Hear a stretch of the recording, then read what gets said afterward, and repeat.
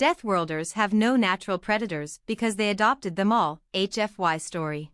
On a planet known to its inhabitants as Earth, life was chaotic, dangerous, and untamed, but it was also resilient, adaptable, and fiercely determined to survive. Its native species had developed a number of unique qualities, each one honed by millions of years of evolution. Yet, of all the creatures that walked, crawled, swam, or flew across Earth, none were as remarkable, nor as dangerous, as humans. Humanity had long been classified as a deathworld species by the intergalactic community. Their planet was a cauldron of life forms, each more lethal than the last. The predators were often faster, stronger, and more cunning than the prey they stalked. The climate itself was often unforgiving, filled with volatile weather, earthquakes, and natural disasters. In the grand scheme of things, the humans were nothing short of miraculous for their survival. But there was one curious thing about these Deathworlders that perplexed outsiders: they had no natural predators. Not a single creature on Earth hunted them in any meaningful way.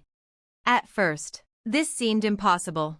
How could a species that shared its world with so many apex predators, lions, tigers, bears, and countless others, be free of predators themselves? The truth, however, was far more complex, and it was something that outsiders, who had never experienced Earth, could never fully comprehend. Humans, you see, didn't have predators, not because they were too powerful to be hunted, but because they simply didn't allow it. Humans had an extraordinary gift: they could adopt any creature, no matter how dangerous or deadly, and tame it. And once they tamed it, they made it their companion. There was a time when the mighty predator, the wolf, roamed the wilds of Earth, fierce and untamable. But then came the humans. With patience and ingenuity, they learned to feed the wolves, to understand their ways, and to make them partners. Over time, those wolves became dogs, loyal companions to humans, part of the family. As the humans grew, so too did their understanding of the creatures around them. They saw danger in every corner of their world, from the venomous snakes to the massive predators lurking in the jungles. But rather than flee from them or try to destroy them, they sought to understand them, and eventually, they brought them into their homes. Cheetahs, once the swiftest predators in the savannas, now trained alongside humans, becoming agile partners in hunting. The deadly venom of a black mamba became a source of awe, as humans worked alongside it, learning how to handle its potent power. Even the great predators of the seas, like sharks, were no longer enemies. They were studied, revered, and even protected in the deepest depths of the oceans. Humanity didn't conquer nature, they befriended it. They found common ground with the very predators that were once their threats, and in doing so, they ensured their survival. But it wasn't just about domestication. Humans had a rare knack for finding the balance between taming and respecting. They didn't just make pets of the world's most dangerous creatures, they understood their role in the ecosystem. They preserved their place, maintaining the delicate balance of their environment, making sure that predators still had their roles, and prey had theirs. The predators that remained were part of the intricate web of life, but no longer were they threats to humans. Instead, they coexisted, carefully nurtured by the Deathworlders. Some outside observers, from peaceful planets, watched in awe as humans crossed the boundaries of what it meant to be a species at war with its environment. The more they observed, the more they realized, humans were not simply survivors, they were thrivers.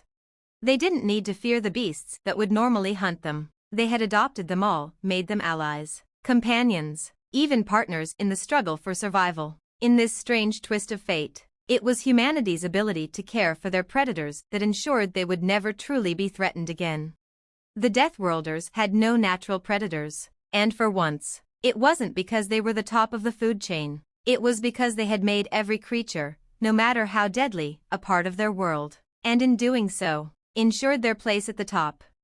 And in that, humanity proved that sometimes, true strength lies not in domination, but in understanding. The human capacity for empathy and ingenuity extended far beyond mere domestication. It wasn't just that they tamed dangerous animals, it was that they redefined the relationship between predator and prey, between beast and human. The earth they lived on was a living, breathing organism, and humans, with their intelligence, curiosity, and creativity, had become its stewards. Over time, the humans developed new methods to interact with their world. They built symbiotic relationships with the very creatures that once posed a threat to their existence. They didn't simply trap or cage wild animals. They created environments where animals could thrive in harmony with humans. They constructed vast nature reserves where apex predators could roam freely, ensuring they had the space and resources to hunt, but no longer in a way that threatened the survival of humans. As humanity expanded across the globe, they encountered more species, some strange, some familiar, but all dangerous in their own way. The first humans to encounter the gigantic, hulking predators of the frozen tundra quickly learned that brute strength was not enough to conquer such creatures, but they also realized that intelligence was a far greater tool. By studying these massive beasts, they found patterns in their behavior, identified their weaknesses, and even began to develop systems for working alongside them. They didn't fear the massive polar bears. Instead, they observed, respected, and coexisted. Humans found ways to provide food for them in the harsher seasons, ensuring they didn't venture into human settlements. Over time, the once feared beasts became protectors of human villages, guarding against other predators and intruders. In return, humans ensured their territory was plentiful, and in doing so, they formed a lasting bond that defied traditional predator-prey dynamics.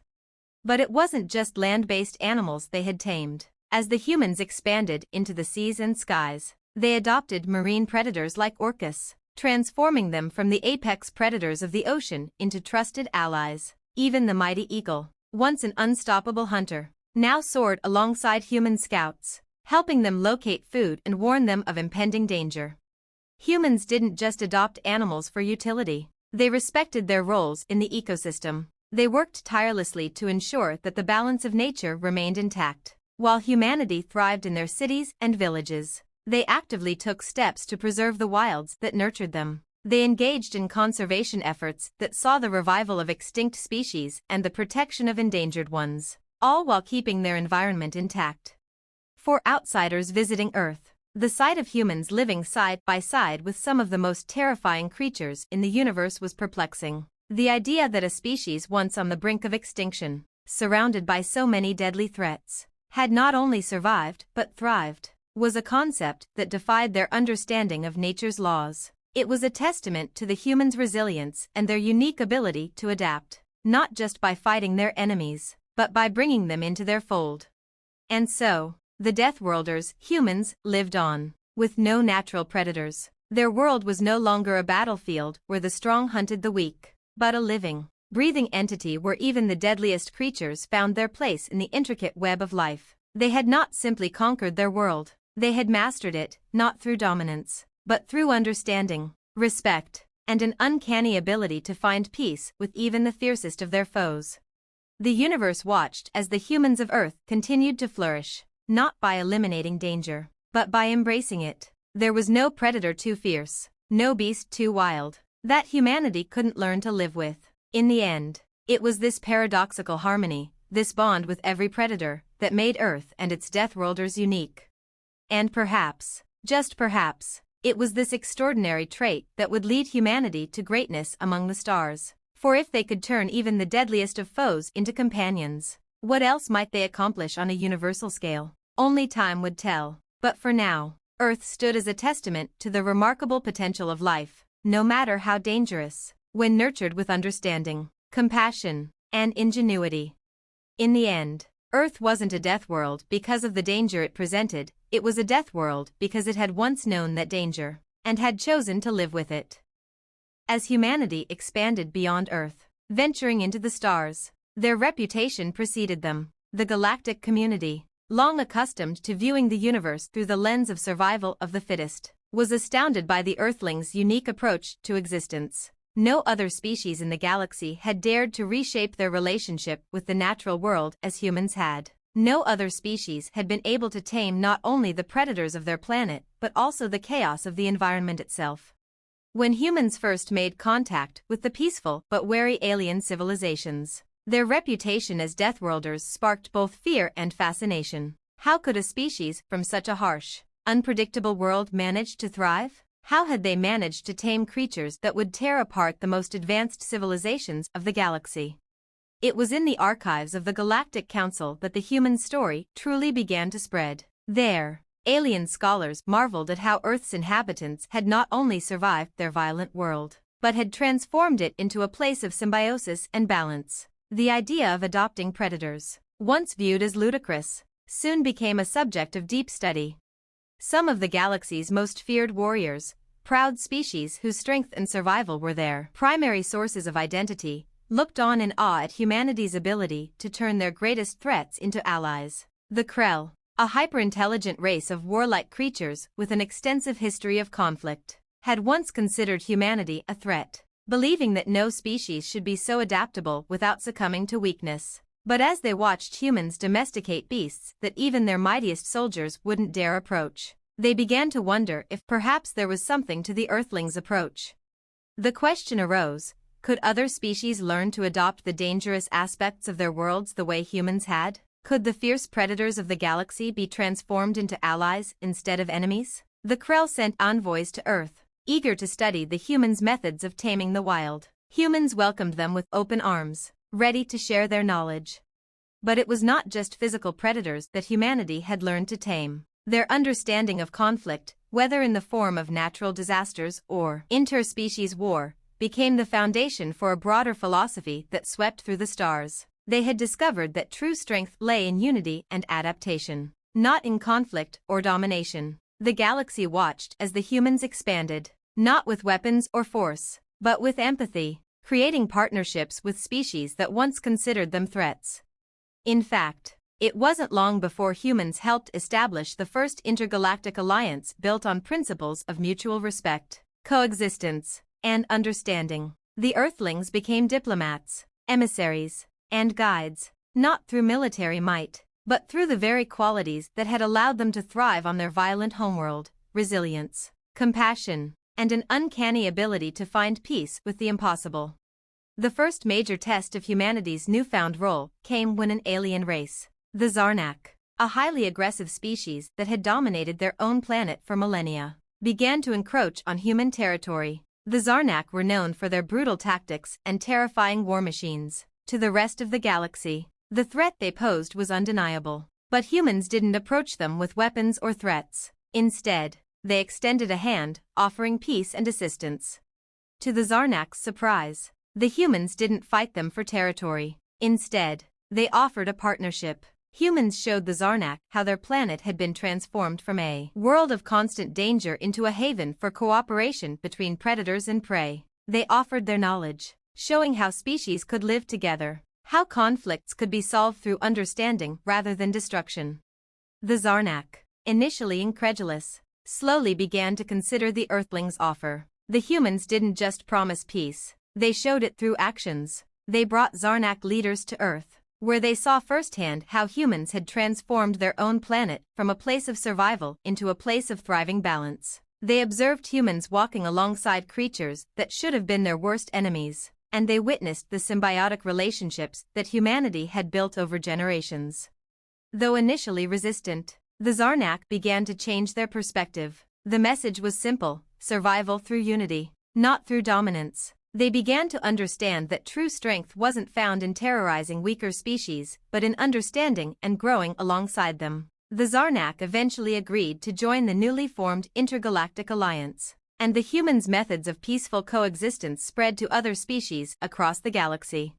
But humanity's influence didn't stop there. As they traveled to distant star systems, they brought with them their philosophy of coexistence and symbiosis. They helped alien civilizations that had been ravaged by war or environmental collapse, teaching them how to rebuild not through force, but through collaboration. They encouraged species to see their predators not as enemies, but as equals with whom they could share their worlds. The idea of taming danger, of making allies out of threats, became the hallmark of the human way of life. Earth's reputation as a death world no longer carried the weight of fear. It became a symbol of hope, a testament to the idea that even the most hostile environments could be transformed through understanding and mutual respect. The universe, once a place where survival of the fittest was the unyielding law, began to shift. The humans had shown that strength was not in the ability to destroy, but in the ability to coexist. As Earth's influence spread, more species adopted this way of thinking. transforming the galaxy from a place of conflict into one of collaboration. The Deathworlders, now revered not for their ability to fight, but for their remarkable ability to embrace even the deadliest challenges, became the guiding light for the universe. And in the end, it wasn't the humans who had tamed the universe, it was the universe itself, tamed by the humans' vision of a future built on understanding, compassion, and the power of peaceful coexistence.